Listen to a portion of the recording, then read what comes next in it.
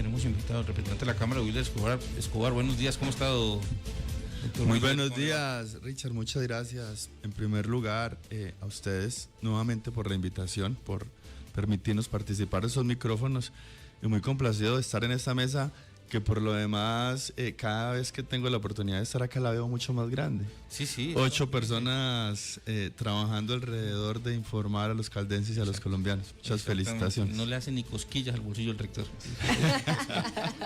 Una nómina de lujo, señor rector. Y están pidiendo aumento porque fueron reconocidos como el noticiero que más escuchan los líderes de opinión. Entonces ya llegué esta mañana y está el pliego de peticiones ahí sobre la mesa. Hay que aprovechar todo Barranquito. No, porque siempre el concepto nos deja de primer lugar como la emisora más escuchada por los líderes de opinión. Y rector, y no es por hacerle sindicato, pero muy merecido. Se complicó la cosa. Tenemos respaldo desde el Congreso de la República. 6 de la mañana, 59 minutos. Estaba escuchando a Fasecolda, al representante de Fasecolda, el representante Wilder ayer, y decía que el 72% de las motos en Colombia no tienen SOAT. Estamos hablando de una accidentalidad altísima en Colombia, en Manizales, en Caldas. Entre enero y julio han muerto 103 personas en siniestros viales. El tema de la responsabilidad misma, de cómo se atienden los siniestros viales también. Y pues el tema del SOAT sigue siendo evadido, no solo por motociclistas, también por los vehículos particulares. Es el medio de transporte más empleado en nuestro país, el que mayor demanda tiene y el que más utilizan los colombianos, por su facilidad para acceder a una moto y además por los costos de transporte. Eso hace muy fácil que sobre todo los estratos 1, 2 y 3 puedan movilizarse con oportunidad, con rapidez, y muchas personas utilizan este medio de transporte también como sustento de trabajo. Ahora bien, hay una gran proliferación del uso de ese transporte terrestre, pero lo que nos falta en Colombia es mucho control, porque uno de los principales indicadores de muertes en Colombia son los accidentes de tránsito, y vemos con gran preocupación cómo la informalidad alrededor de la documentación al día, y usted lo acaba de mencionar, que no se tiene el seguro obligatorio contra todo, sobre todo en los vehículos de motocicletas, pues la gente no los compra, y uno encuentra cuando visita el territorio que las mismas autoridades le manifiestan a uno, incluso los alcaldes le dicen: no, es que aquí tenemos nosotros muchas motos en servicio en el municipio, pero casi nadie tiene papeles. Eso trae también otra lectura, es cómo se ejerce el control frente al uso de estos vehículos, no porque la gente no los pueda usar, sino por un sentido de responsabilidad superior. No es porque yo me pueda caer y me pueda lesionar, que también es importante, pero es también cómo puedo yo ocasionarle lesiones o daños a terceros. Ahí hay que poner sobre todo la mirada, no tanto en la falta de regulación, porque las leyes existen, es sobre cómo se hacen cumplir las leyes, cómo se garantiza que se ejerzan los controles, porque aquí ya vienen otras variables, a veces incluso de tipo político. Es que se empieza a hacer retén, entonces me toca quitarle el 70% de las motos a la gente del pueblo o a la gente de la ciudad, y eso trae en contravía la popularidad de los mandatarios. De los alcaldes. Richard, pero hay otros elementos que yo creo que son importantes de considerar en esto. Uno diría, listo, el hecho de que no tenga el SOAT no lo exime de que tenga un accidente, ¿cierto? Pero por lo menos tener la forma de que se atienda adecuadamente frente al accidente. Yo creo que el tema de la accidentalidad es un tema también de responsabilidad de la gente, ¿cierto? Y sobre todo, por ejemplo, en los municipios, y lo digo no solamente en los municipios de Caldas, porque, por ejemplo, uno va a cualquier municipio, por decir algo, La Merced, Pácora, Guadas, hablando de ese sector del norte, si va uno para La Dorada, para el oriente, cualquier municipio, por ejemplo, usted encuentra que los motociclistas no usan casco. Exactamente. O, por ejemplo, uno encuentra que los motociclistas andan con mucha facilidad, se meten violando vía, o sea, no respetan ninguna norma de tránsito. Por ejemplo, y es obligatorio a nivel nacional. Es obligatorio. Y el casco es obligatorio. Pero, por ejemplo, uno yendo hacia el valle, ahora que estábamos hablando del clásico RCN y de las rutas hacia Buga, por ejemplo, esa es una vía muy buena que tiene una berma amplia y que el ciclista, por ejemplo, la puede usar, pero esa vía se vuelve peligrosa porque uno se encuentra con motociclistas sin casco a alta velocidad transitando en sentido contrario de la vía, ¿cierto?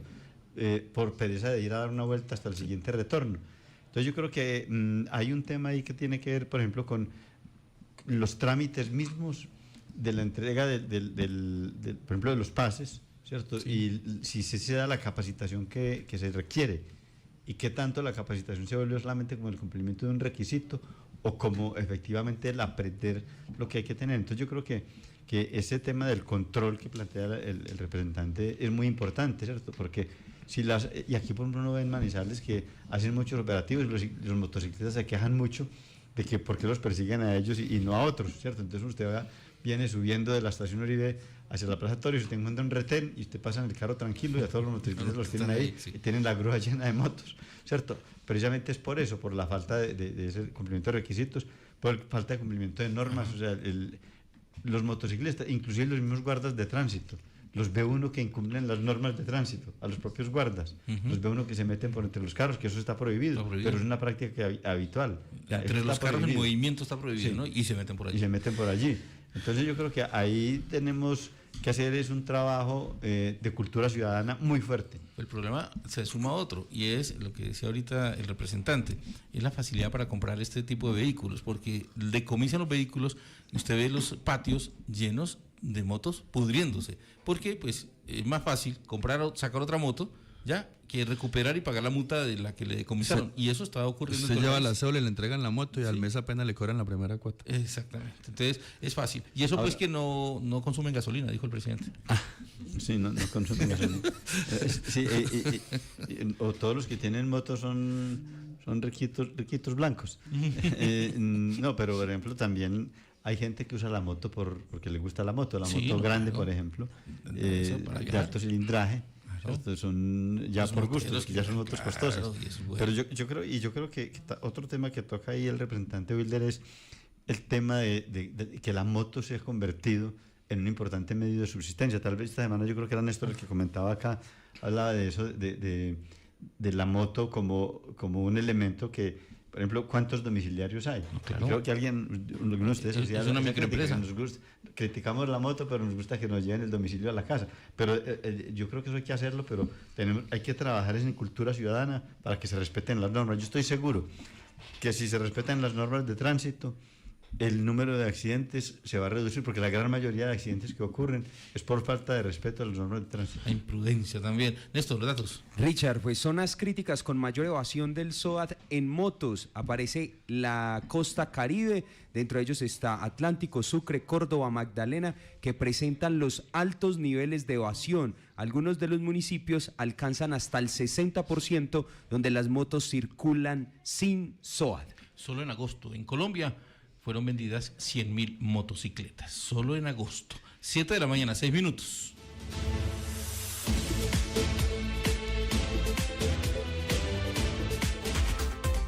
Los datos económicos en el matutino de UMFM.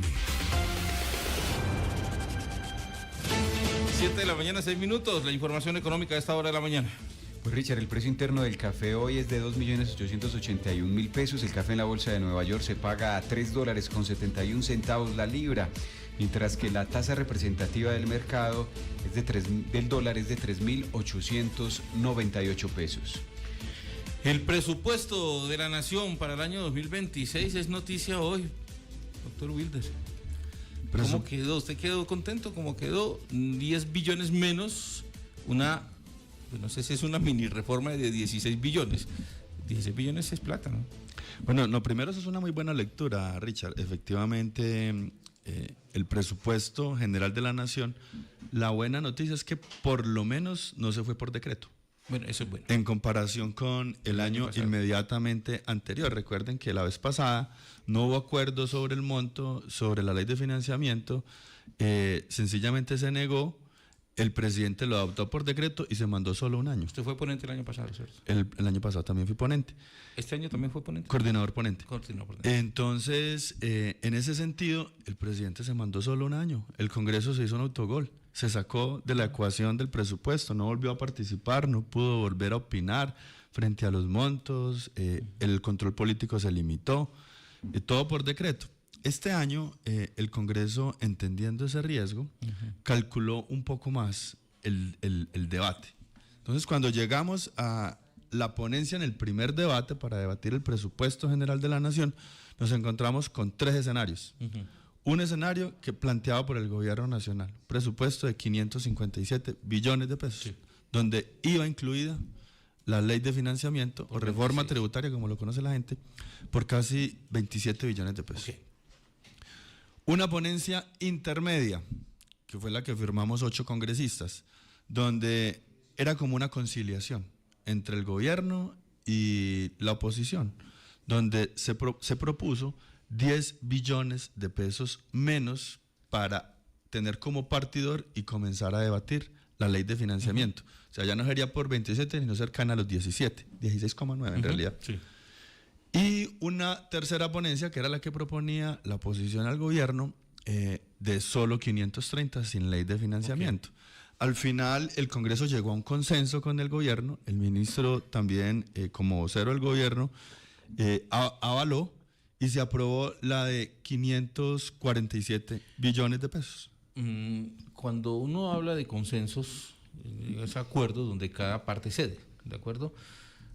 ¿Qué tan comprometido queda el Congreso de la República con aprobar la ley de financiamiento por 17 billones de pesos? Es decir, yo le aflojo los 10 billones, estoy hablando de lo que no se escucha ni vemos.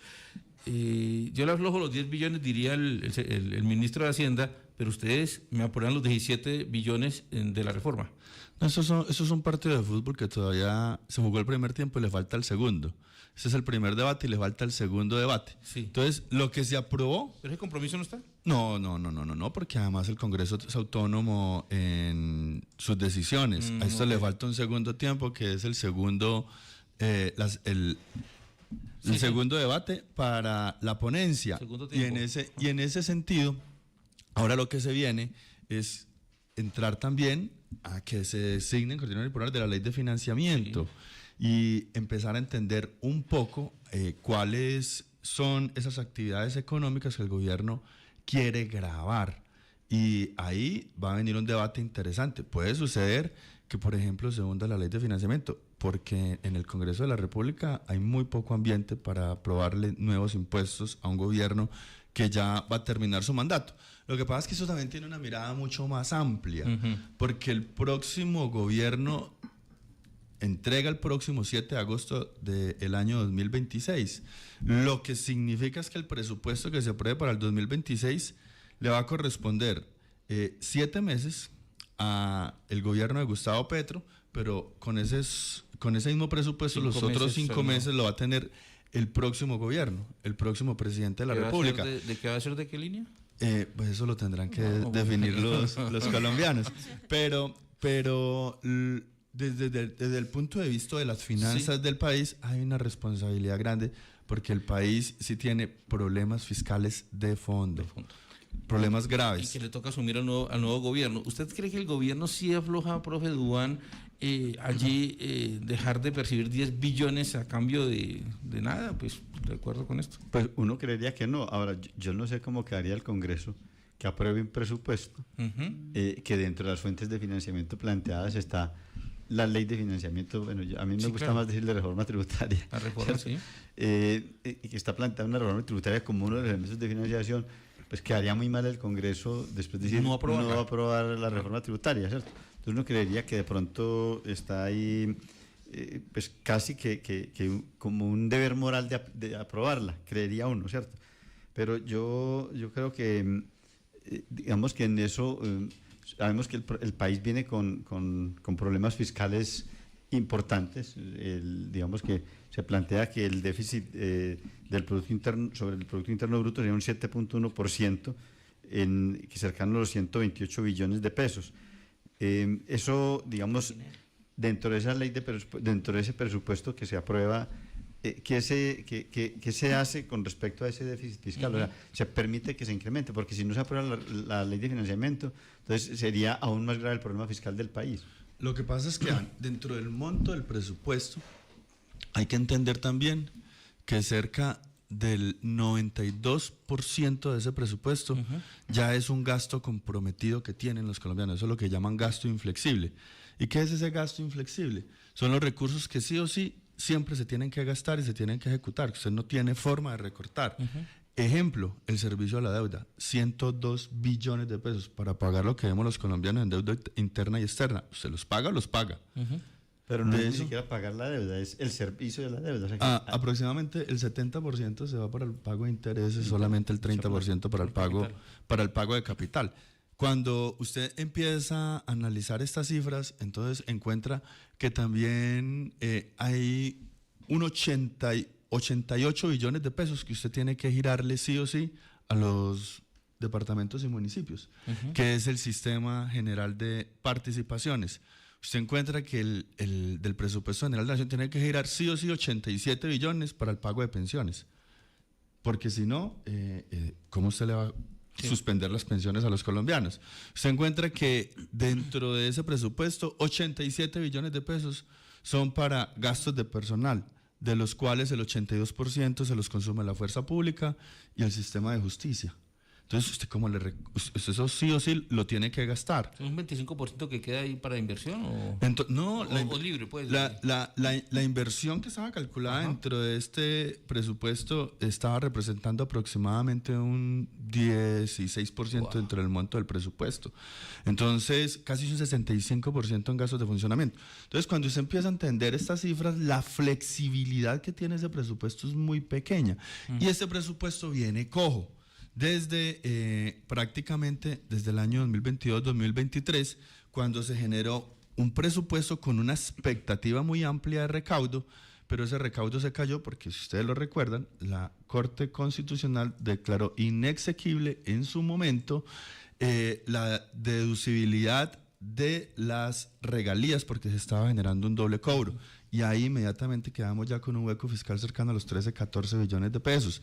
Y eso sumado a un mal cálculo que hizo en su momento la DIAN, donde dijo que aspiraba a recaudar unos montos muy altos, incluso a través de sentencias y conciliaciones, procesos que históricamente se han demorado 10, 12, 15 años, y ese director de la DIAN de entonces dijo que lo iba a hacer en un año.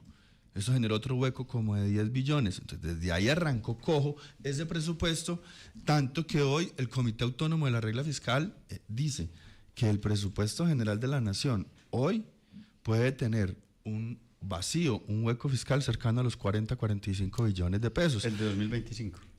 Acumulado para lo que se estaría proyectando con ese monto del presupuesto del 2026. Entonces, el tema financiero del país hay que verlo un poquito con más amplitud. Sí. Digamos que efectivamente ponerle impuestos a los colombianos yo creo que no es el momento de país, pero si hay unos sectores que sería interesante revisarlos, que eso es lo que se viene en el debate en el Congreso. Ejemplo, ponerle IVA a los juegos de las plataformas electrónicas por internet, a esas apuestas del 19%. Ese es un tema que ya estaba ahí sobre la mesa, que se puede revisar.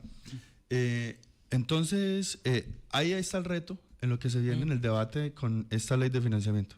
Claro, pero también hay una cartera mora de la DIAN que como que a nadie le importa. O sea, a la DIAN sigue recaudando mal, recaudando poco, le sube la cartera morosa, ya, pero no pasa nada con la DIAN, ¿cierto? ¿Y cuánto le dan a la DIAN en ese momento? No sé cuánto es la cartera morosa a la DIAN, es altísima, varios billones, muchos billones, que podría ser lo equivalente a una reforma. Si mal no lo recuerdo, son como 60 billones. Imagínate, 3 reformas. Pero dentro de esta ley... ¿Y es preferible hacer una reforma que obligar a la DIAN a recaudar o que pague impuestos en Colombia? Pero mire usted, dentro de esta ley de financiamiento también se viene un alivio para los deudores con el objetivo de incentivarlos a pagar. Entonces, para que le pueda ingresar más caja al Estado colombiano. 7 de la mañana, 17 minutos. No es solamente la cartera de la DIAN, aunque estamos hablando del presupuesto general de la Nación, sí, pero en general la cartera del sector estatal es muy alta. Por ejemplo, las mismas rentas departamentales y municipales. En términos de, la otra vez hicimos un análisis de eso aquí, de lo que, por ejemplo, de lo que estamos hablando ahora, de las multas de tránsito. Entonces, usted encuentra que muchas veces se produce un accidente de un conductor de un bus y cuando van a mirar debe 150 millones de pesos en multas. imposible de pagar. Imposible. ¿Cierto? Y así por el estilo, o sea, hay una cartera morosa del Estado alta en todos los sectores, no solamente del gobierno central y de la DIAN. Pero claro, en este caso, como estamos hablando del presupuesto general de la Nación, sería el rubro importante ahí es la cartera de la DIAN, aunque supuestamente los colombianos le tenemos mucho miedo a la DIAN, ¿cierto? Entonces, pero se genera de todas maneras algo de cartera morosa allí.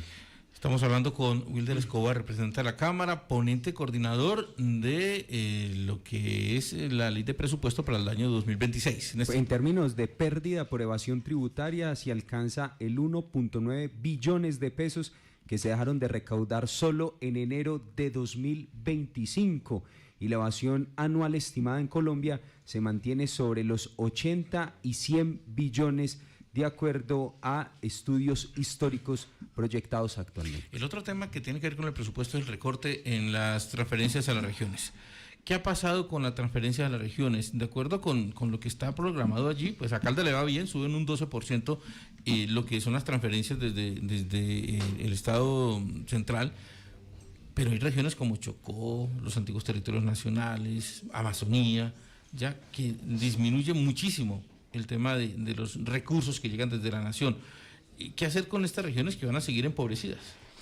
Bueno, dentro del debate del presupuesto, lo que se anexa como un anexo al presupuesto general de la Nación es lo que conocemos como un presupuesto regionalizado. Sí. ¿Qué es el presupuesto regionalizado? Lo que el gobierno proyecta que va a invertir en cada uno de los departamentos. En ese caso puntual, para el departamento de Caldas sí tuvimos un leve incremento. Sí. Nos estamos acercando casi al 1,3 billones de pesos. Sí. Sin embargo, cuando usted empieza a hacer el análisis de cada uno de los sectores, usted dijo algo importante, Richard, y es que esos recursos que se le van a transferir a Caldas básicamente corresponden a los programas sociales del gobierno nacional. Es decir, inversiones adicionales para avanzar en grandes obras de infraestructura no están identificadas dentro de ese presupuesto regionalizado. Ahora, con relación al país, si lo miramos desde el punto de vista de ese gasto inflexible que es el Sistema General de Participaciones, eso corresponde a una fórmula matemática. A los departamentos se les gira de acuerdo a número de habitantes, de acuerdo también a la eficiencia fiscal, de acuerdo a necesidades básicas insatisfechas, y de esa manera empiezan a llegarle más recursos a las regiones. Recuerden que también en Colombia recientemente se aprobó una modificación a esa ley, a las transferencias del Sistema General de Participaciones, que la meta es poder llegar en un horizonte de tiempo de 12 años a una transferencia que hoy prácticamente tiene un peso dentro del presupuesto del 22%, llegar a un 39,5% de transferencia. Eso le daría más autonomía a los alcaldes y los gobernadores, pero mirándolo con el presupuesto general de la Nación, aquí es donde se viene un reto muy grande que tenemos en el Congreso de la República, y es que hay que empezar a debatir la ley de competencias. O sea, se le va a girar más plata a alcaldes y gobernadores, pero eso va amarrado, va ligado a una ley de competencias. ¿Qué significa? La que reglamenta lo otro. Lo que va a reglamentar ese incremento del presupuesto, pero con esa ley de competencias hay unos riesgos, y es que si le pueden girar más plata a los alcaldes y gobernadores, como este presupuesto está tan inflexible, el gobierno va a querer desligarse de las responsabilidades que hoy tiene, como por ejemplo lo que tiene que ver con la niñez, la infancia y la adolescencia, lo que tiene que ver con la atención a víctimas, lo que podría ser atención a población vulnerable, programas que de naturaleza han sido responsabilidad del Estado, ejemplo, Renta Ciudadana, Familias en Acción, que eso se lo va, ese es el riesgo, que le empiecen a tirar esa pelota con el argumento de que les van a girar más plata a los municipios y a los departamentos, y eso para mí sí sería un riesgo muy grande. ¿Puede ir amarrado? Sí. Eso es un riesgo, claro, es que tiene que ir amarrado, y estoy absolutamente seguro, y el Banco de la República lanza una alerta sobre el presupuesto general de la Nación de cara al 2026, porque la ley de competencias tiene que empezarse a debatir y el próximo año tiene que estar aprobada, porque ya se le va a empezar a incrementar el monto de las transferencias que se le giran a esos alcaldes y los gobernadores, y el gobierno va a empezar a soltar esas responsabilidades, y el Banco de la República lanza una alerta. Tengan en cuenta eso en el presupuesto general de la Nación, porque además yo sí veo que pueden venir muchos peligros. que así un alcalde y un gobernador se ilusione porque le van a llegar más recursos, pero si el gobierno le empieza a trasladar esas responsabilidades que son de obligatorio cumplimiento, lo que se puede generar es una avalancha de funciones donde el presupuesto no le puede alcanzar a los entes Pero territoriales. esa transferencia de responsabilidades no tiene que ser aprobada por el Congreso. Claro, Solo puede ser el presidente. ese es el debate que se viene. La ley de competencias, una vez que se aprobó, porque hoy ya es ley de la República, la reforma al sistema general de Y partidos. el año próximo va a ser un año complicado para aprobar esa ley, pues porque el Congreso va a estar hasta julio y ahí viene un nuevo Congreso. Entonces, Viene un nuevo Congreso. Se complica un poco, me imagino yo, la aprobación de las leyes. Pero mire usted, la que más se renueva es la Cámara. Históricamente la Cámara de Representantes es la que se renueva en un 70%. El Senado es más estable. El Senado apenas se renueva en un 30%. Entonces pensaría uno que pues los congresistas, ahí va a haber una memoria histórica que se va a conservar. Ah, bueno, eso es muy ¿Usted importante. esperaría estar en dónde? En el Senado. Sí, vamos a hacer un ejercicio para aspirar al Senado de la República. Muy bien, que ya se armó aquí también en Caldas como ese escenario, ese escenario electoral de cara de su partido a llegar a Cámara y Senado, ¿no? Sí, efectivamente, pues el 8 de marzo tenemos elecciones a Congreso de la República. Nosotros en el departamento entendemos que tenemos pues una responsabilidad con Caldas y con el país. Queremos en este momento hacer un ejercicio, ya estamos construyendo nuestra lista Cámara y vemos también una responsabilidad de que podamos llevar una voz al Senado de la República. En este caso no voy a aspirar a la Cámara, sino voy a aspirar al Senado. Incluso los medios de comunicación en Caldas han venido también haciendo un análisis de los riesgos que tenemos nosotros como región de quedarnos sin voz en el Senado de la República. Este ha sido un departamento históricamente que ha sido protagonista en las decisiones de la política de país. Aquí llegamos a tener hasta 5 senadores. Hoy solamente tenemos un solo senador que representa la voz de los caldenses y hay riesgos porque partidos muy tradicionales, muy importantes del país, que tienen asiento también en Caldas, pues han tomado la decisión, que es totalmente válido, de acompañar candidaturas de senadores, pero de otras regiones. Entonces, las fórmulas de Cámara Caldas están trayendo candidatos a Senado de otras regiones del país y estamos corriendo el riesgo de que la voz de Caldas en el Senado pueda desaparecer. Lo de gente en movimiento, ¿sería esa representación o ustedes en este momento están buscando otro aval? Nosotros tenemos una realidad política. Y es que hace aproximadamente 15 o 20 días la sección quinta del Consejo de Estado nos anuló la personería jurídica. Sí. Como nos anuló la personería jurídica, entonces estamos en una situación legal de libertad política. Okay. Entonces, al estar en libertad política, podemos avalarnos a través de otros mecanismos que nos permite la ley. Uno podría hacer la recolección de firmas, pero la descartamos por los tiempos, ¿sí? Porque las inscripciones ya son el próximo 8 de noviembre, o sea, estamos prácticamente a 45 días. Y otra forma de avalarnos es a través de otro partido político. Y en Colombia existen 32 personerías jurídicas. Pero vigentes. ustedes ya están hablando con otros partidos políticos. Sí, efectivamente, nosotros ya venimos adelantando conversaciones. Hicimos unas reuniones con la dirigencia política de Gente del Movimiento y le entregamos esa facultad al jefe natural de la colectividad, que es el doctor Mauricio Liscano, hoy precandidato a la presidencia de la República, para que él haga los acercamientos, porque eso tiene que tener una mirada también más integral. El doctor Mauricio está aspirando a la presidencia y también hay que verlo desde el punto de vista de que él pueda incluso participar en una consulta interpartidista que le permita avanzar y ser candidato a la selección de la presidencia. Ya que estamos hablando del tema político, hablaba de la representación en términos del Congreso por Caldas, ¿cierto? Se perdería de pronto esa silla en el Senado. Pero cuando uno revisa, los congresistas tenemos en estos momentos 5 congresistas, 4. En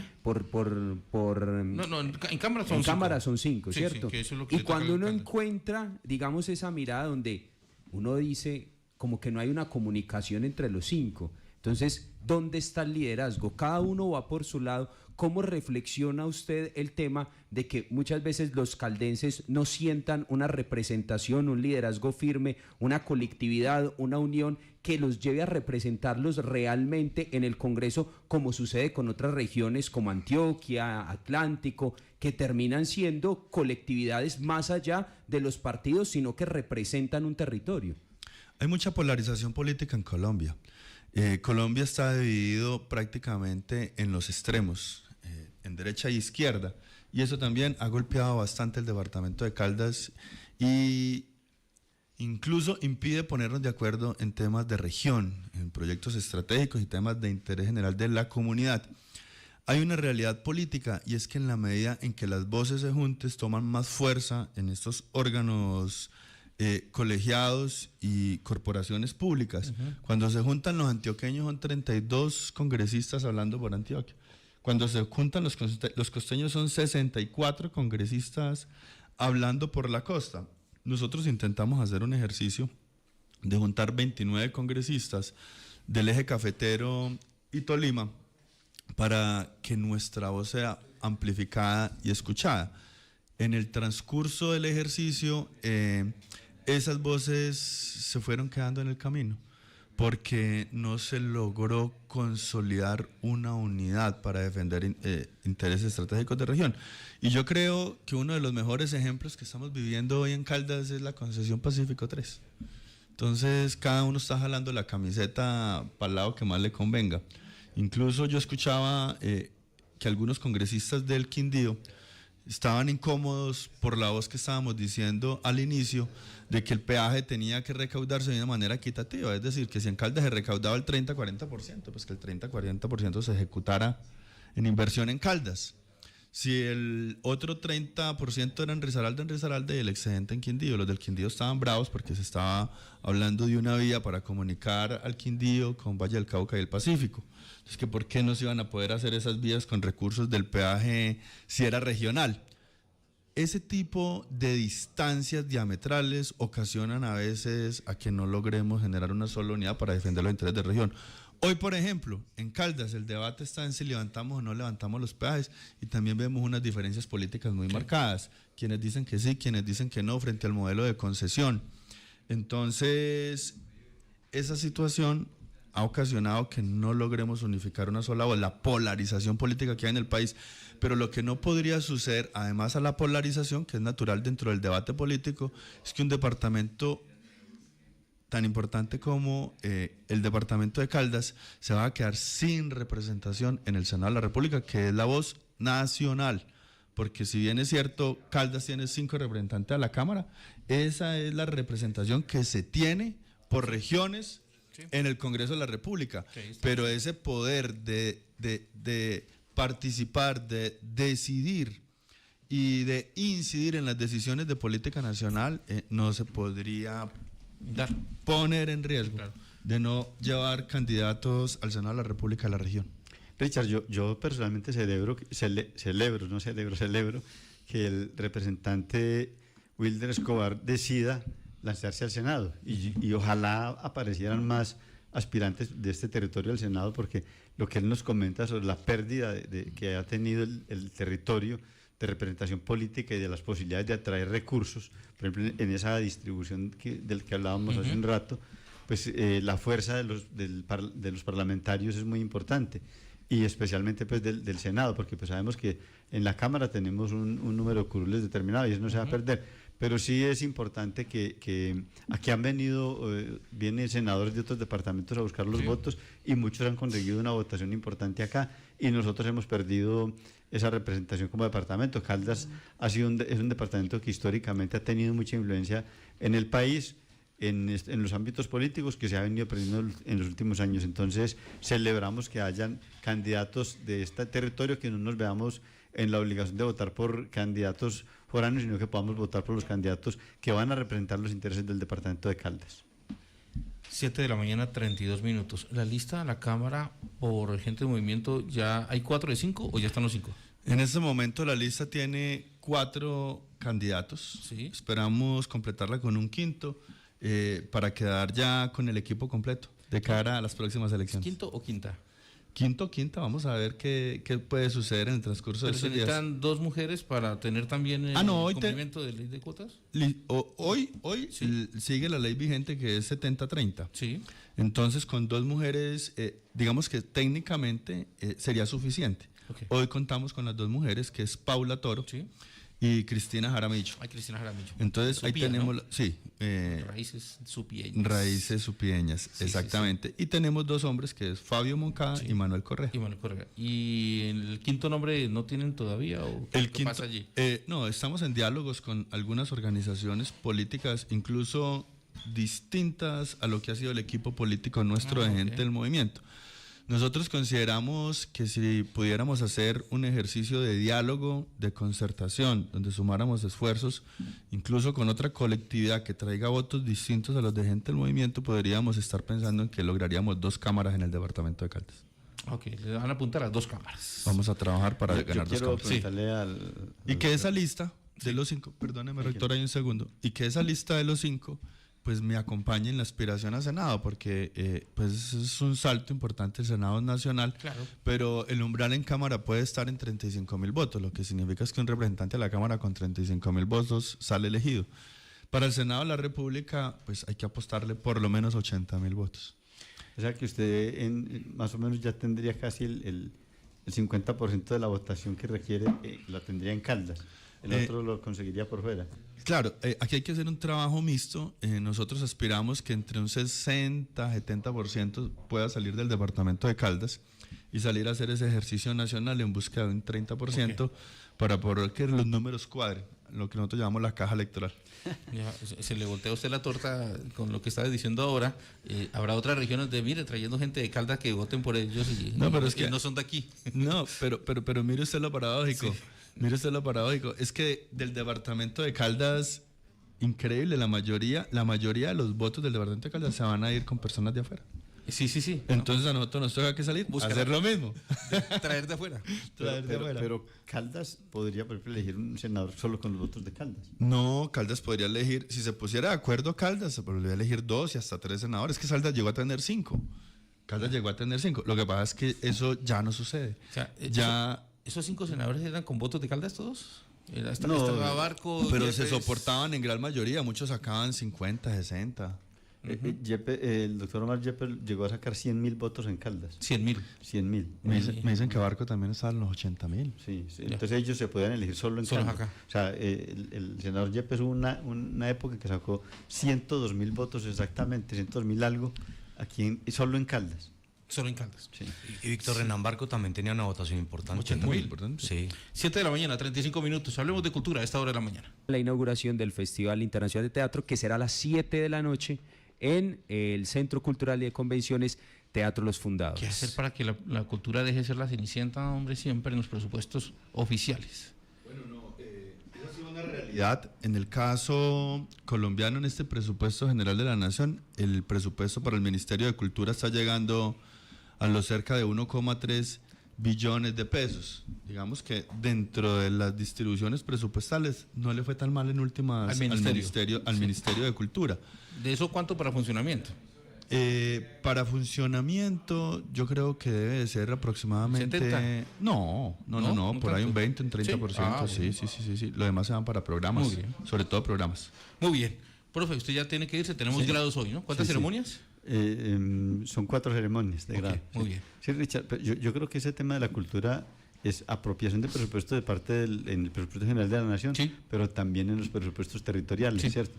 Lo que es cultura y deporte es muy complejo. En estos días hablaba yo con un padre de familia que tiene un hijo en alguna liga Ujú. y entonces se preocupaba de que su hijo, o sea, uno cuando tiene hijos que son deportistas de alto rendimiento, lo digo yo que tuve a mi hija, Sí. deportistas de alto rendimiento, mantiene uno con ahí le toca mandar la plata a la mierda, Sí, claro, sí. porque no tiene No, plata, o sea, no le alcanza la plata a uno porque uno tiene que financiar todo. Bueno, pero ya me pongo aquí a echar cuento y me cojo a la tarde para ir a los grados. Sí, sí, Entonces, pero bien. sí, tenemos 4 ceremonias de grado hoy, cerca de 500 estudiantes, Muy bien. entre niveles de pregrado y posgrado, desde técnico hasta doctor. Ya. Y desde el Congreso, ¿cómo están tratando las universidades? Especialmente estas universidades no estatales. No va difícil. En este gobierno ha habido yo lo voy a llamar de esta manera, una distancia muy grande, casi que un bloqueo con los recursos para las universidades privadas. Incluso eso fue lo que desencadenó en su momento la salida de una ministra de Educación, porque en algún momento se habló que los recursos del presupuesto general de la Nación iban a ir a financiar las universidades privadas. Hay un fortalecimiento de los presupuestos y de las partidas para las universidades públicas, pero pues las privadas no han estado en la agenda del gobierno. Y aquí en las universidades privadas hay gente de estrato 1, 2, 3 también. Total, Total, entonces, ahí es donde entraría. El ICETEX tampoco. Ahí es donde entraría a jugar un papel muy importante la gratuidad, que los jóvenes de estatus 1 y 3 puedan participar de esos recursos para que les ayuden a financiar sus carreras universitarias. O el ICETEX, que sea también un vehículo para que esas personas, sobre todo esos estratos, puedan estudiar, que ese es el debate hoy de fondo, en una reforma que se está buscando para el ICETEX, pero que el gobierno dio aval fiscal negativo, no está de acuerdo. Pero en realidad lo que están viviendo muchos jóvenes en Colombia es impresionante, jóvenes pagando 2 y 3 veces el valor prestado, intereses sobre intereses, y cuando se gradúan y llegan a tener su primer trabajo, el sueldo embargado. No para pagar capital, sino intereses. La educación es pública en Colombia. No, Richard. Sí, usted se va. Ruta rápidamente. Me gustaría mucho comentar el tema, pero tengo que salir corriendo. Sí, señor. No, rutas, pues yo creo que, dado el tema del clásico radial, entonces podemos recomendar una rutica en bicicleta de ruta. Sí. Manizales el 8, sí. Gualí el Sifón. ¿Cierto? Muy bien. Ahí como para que sientan. De aquí para allá el Sifón es alto también. El Sifón es a 4.150 metros, el alto del Cerro de Gualí está a 4.000. La ruta más difícil para subir al Sifón es de Murillo hacia acá o de aquí hacia allá. No, es más dura de aquí para allá. Okay, de Murillo hacia el Sifón, uno arranca de Murillo cerca de 3.000 metros y sube a 4.100. Ya. O sea, la diferencia de altura son 1.100 metros. Aquí la diferencia de altura, uno ahí en el Puente de la Libertad más o menos está a 1.800, 1.900. Sube a 4.100. Y sube a 4.100. Entonces hay un desnivel. Ahora, si la CNMT por el otro lado, por Termales del Otoño, por la gruta, es mucho más dura, ¿cierto? Claro. Entonces ahí están las dos. ¿Ir hasta el Sifón? Ir hasta el Sifón, claro. Usted sale al arbolito ya pavimentado ahí para arriba, sube al Gualí y ahí sí sube al Sifón. Bien. Ahí sí le toca tanquear un gallinazo con calentado y chorizo, pues para yo tanqueo agüita en Termales del Ruiz. Un coquito. Profe, que la va muy bien. Bueno, Richard, igualmente un buen fin de semana para todos los oyentes, para todos los compañeros aquí de la mesa, y pues al representante Wilder, mucha suerte en esta cruzada que va a emprender, y ojalá pues podamos tener otro senador para el departamento de Caldas. ¿Qué tal el desnivel que le toca ahorita pedalear? Le toca pedalear fuerte. Bueno, conseguirse el otro 40-50% de votos afuera, es una pedaleada fuerte. Pero tiene buenos gregarios, ya presentó un par de damas que lo van a acompañar. Sí, tiene muy buenos gregarios. ¿Quién le rompa el viento ahí adelante y quién le lleve las caramañolas en el bolsillo? Rector, muchísimas gracias a usted por acompañarnos, por la oportunidad que me brinda de estar acá en esta emisora, y felicitarlo por este equipo de trabajo maravilloso, el trabajo que viene haciendo al frente de la universidad para posicionar este medio de comunicación. Subirle el sueldo. Muchas gracias. Que suba el sueldo también a los practicantes. Esa parte sí no, al igual que la subida al Gualí. Muy duro. Hasta luego. Hasta luego. Se me quedó corto el representante allí, hombre, con las flores. 7 de la mañana, 53 minutos. Haciendo, esto es una analogía, sí es analogía, y, con el tema del ciclismo. ¿Cuál es lo más duro, la cuesta más dura en esta campaña? Yo creo que en el caso personal de una puesta a Senado, es la gran cantidad de votos que se tienen que lograr. Aquí hay que superar dos fantasmas. El primer fantasma es que si uno se habla por un partido pequeño, tiene que estar en una lista donde vayan varios partidos, se junten, una lista coaligada para superar un umbral cercano a los 600.000 votos. Y el segundo fantasma que hay que superar para poder lograr esa credencial es estar dentro de los más votados en esa bolsa de partidos. Entonces ahí es donde nosotros estamos hablando que hay que estar entre 60 y 80.000 votos. Entonces no basta solo con el trabajo regional, porque aquí lo conversábamos, el trabajo regional, siendo muy importante, es una base para tener unos votos importantes, pero no lo suficientes, porque Caldas no elige solamente un senador. Entonces toca que salir fuera del departamento también a tocar puertas para ir a conseguir los demás votos y poder alcanzar la meta de tener la ¿Dónde tienen credencial. ustedes fortalezas? Nosotros nos vamos a basar inicialmente sobre lo que logramos construir con gente del movimiento. Recuérdense que en las elecciones territoriales logramos elegir concejales, diputados, alcaldes, gobernadores en todo el territorio nacional. Ah, ok.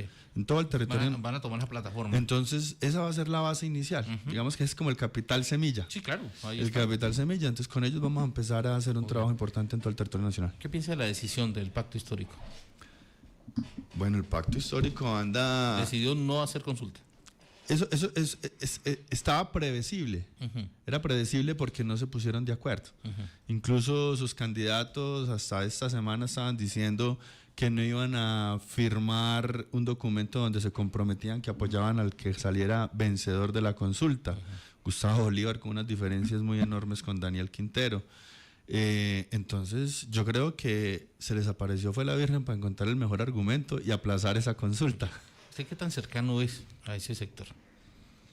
En realidad, no soy tan cercano. Ok. En realidad yo he venido teniendo una cercanía mayores con la coalición Centro Esperanza, con la que hice bancada en el Congreso de la República, y donde también tengo unos compañeros en la comisión tercera, en las comisiones económicas. Entonces, soy muy cercano a ellos, Como a ese centro. como a ese centro. ¿Eso es centro izquierda? Hay de todo un poco, y centro izquierda y centro derecha. Ya. ¿Y usted? ¿Dónde se ubica? Yo me voy con el centro. Yo considero que nosotros toda la vida hemos hecho política. Yo incluso tuve unos orígenes en el Partido Conservador por allá en el año 2007 cuando aspiré a la alcaldía de Samaná y no lo logramos. Luego cuando salgo elegido alcalde hago equipo con el doctor Mauricio Liscano y ahí estuvimos en un paso por el partido de la U. Y recientemente pues creamos nuestro propio partido. Siempre hemos estado en el centro. A nivel personal, yo voté presidencia de la República la primera vez por Álvaro Uribe Vélez.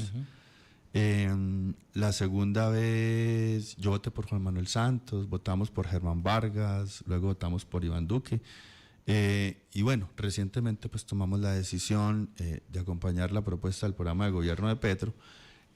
Pero eso no nos hace pues que nuestro modelo de pensamiento cambie. Sencillamente fue una decisión política en su momento y nos ubicamos en el centro político del pensamiento. Muy bien. Cifras y conceptos en este estudio de panel de opinión dio como resultado que el alcalde de Manizales, Jorge Eduardo Rojas, es el segundo en Colombia con mejor preferencia, con mejor aceptación entre los líderes de opinión de su ciudad.